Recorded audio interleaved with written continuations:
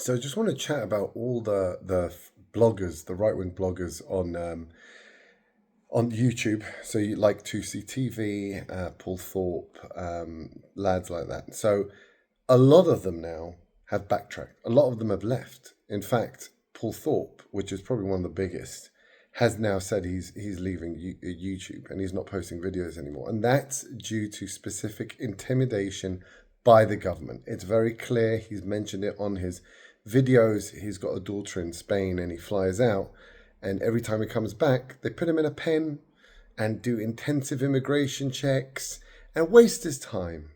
And he did it once, it happened a second time, and it just happened a third time very recently. And, it's a joke. I mean, these guys are letting in every single Muslim, Islamist you could ever think of. Boats, 1,000 a day. Today there were 4 boats this morning with 1,000 coming in, all in hotels, all will be put up, all will get their immigration completely approved.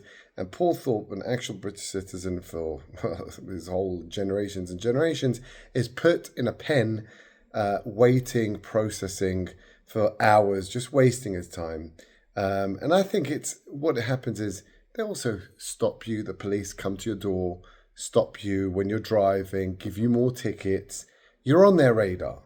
And I think that's why he's and a lot of others have abandoned it, because they intimidate you. This government, the UK government, just like any tyrannical fascist government, it's even the KGB, by the way, they were all about intimidation. The very few actually were killed, and a bit more were put in the gulags. But again, it was mainly intimidation and threats.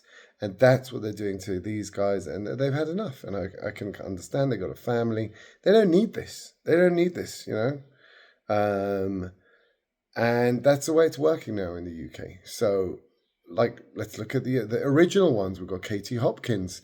They took her to court. They made her lose hundreds of thousands of pounds. In cases that, she would have won hands down if she wasn't a right-wing commentator. If she would have backed down, she would have won.